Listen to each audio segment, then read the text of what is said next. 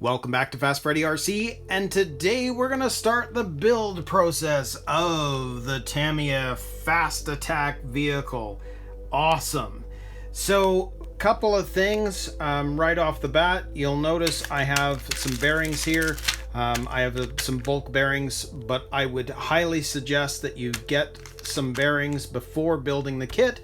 Your car is just going to operate that much smoother. It'll be a little faster, and you're not going to have premature wear on the kit if you do that. So definitely get a set of ball bearings before you start this build. Now, I thought we'd just go over the manual first, give you a sneak peek of what to expect, and then we'll start the build process. So, right off the bat, now, I'm not going to go through this stuff. You've seen me do that before. It's just kind of going through some safety things, figuring out your radio. I'm sure you've kind of figured all that out by now. So we're going to start with step one. So you can see here, we're going to start by attaching the side guards to the chassis.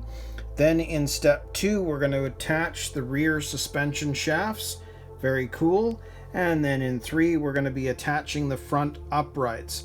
And there are some changes with this compared to, let's say, the Blockhead Wild One, because those have oil-filled shocks, and these are just standard springs. It's quite interesting. It's built more like the Grasshopper front end.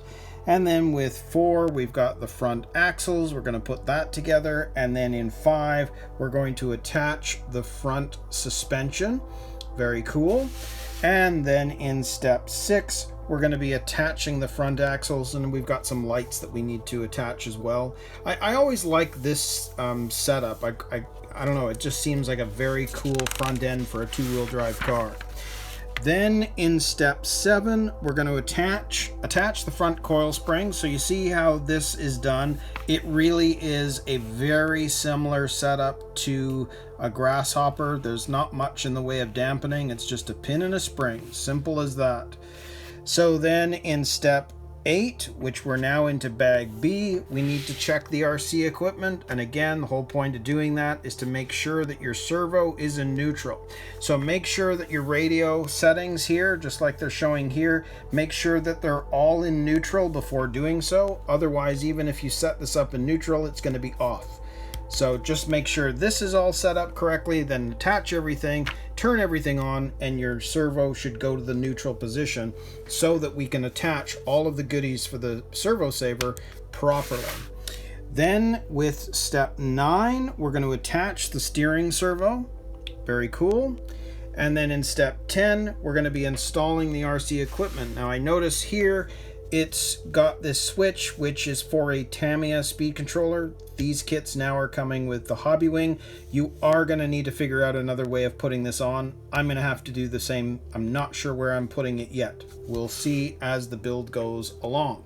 And of course, you're going to just make sure that the steering is correct here. Then in step 11, the driver figure. Well, you can see that we've got to paint this guy up quite a bit, and his whole driving area, the shifter, steering wheel, all these pieces. The only thing is, look at this. Refer to the image for painting camouflage pattern on driver's uniform.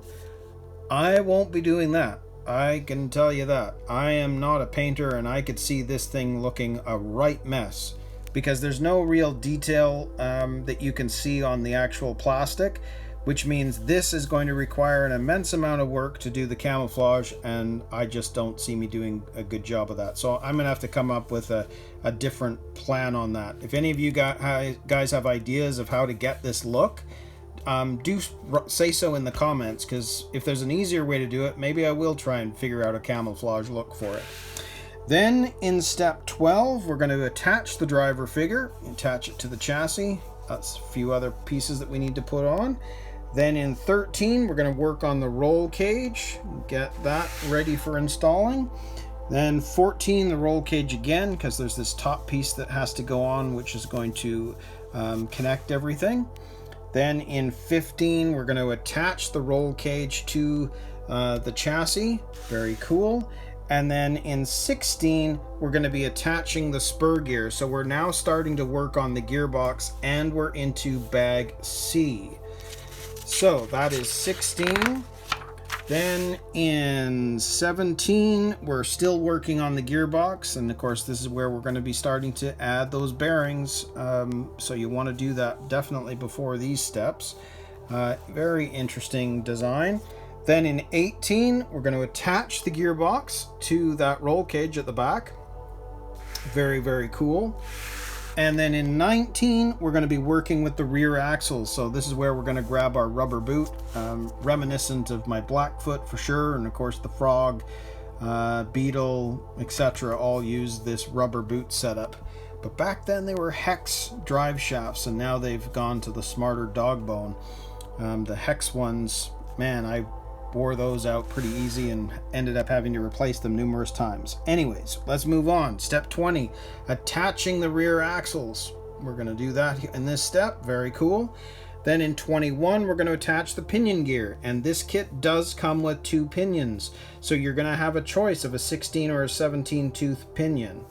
So depending on how you're planning on using this car, you've got a choice. Very, very cool. Then in step 22, we're going to be attaching the motor to that chassis. And of course, this piece here is going to attach to the back side of that gearbox. Then in 23, we're going to be working with the damper.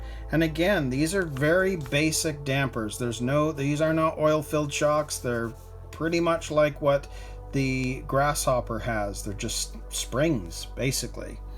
Then in step 24, we're going to attach the rear dampers. Very cool. And we're going to attach these tail lights, which we're going to have to paint up and get ready. And then step 25, the wheel assembly. Oh, you're going to have fun with this. But I did do a video right here for like Frog and Grasshopper tires. This is going to be a very similar idea. Now, I might find that this rubber's, maybe it's a lot softer and we can get these wheels into the tires a lot easier. Won't know till we get to this step, but if for some reason we have trouble and you have trouble, there is that video link showing you how to do this to make your life a little easier. Then in step 26, we're going to be attaching the wheels, both the front and the rear. And then in 27, we're going to be working on the hood. Now you can see that it needs to be painted in light sand. Now, unfortunately, Tamiya paints, the spray paints, have been banned in Canada as of last month, which means I don't think I can even get the correct color for this. So I may just leave it as the standard color that the mold comes in. I don't know. I'm going to talk to the hobby shop and see what might be possible, but it's kind of frustrating that Tamiya paints are now banned in Canada. It kind of ruins it a bit. Step 28, the markings. Well, this is where we're going to add a bunch of things, and I do want to add those stickers, the camouflage stickers, to this car. And there's not that many of them, so it should be pretty, well, I'm not going to say easy, but it should be pretty fun to do. We'll see. Then in step 29, we're going to attach the hood, and we're also going to attach that machine gun. And again, I think it's kind of cool. I think it's the only car that has it, unless the Hummer did. And I can't remember.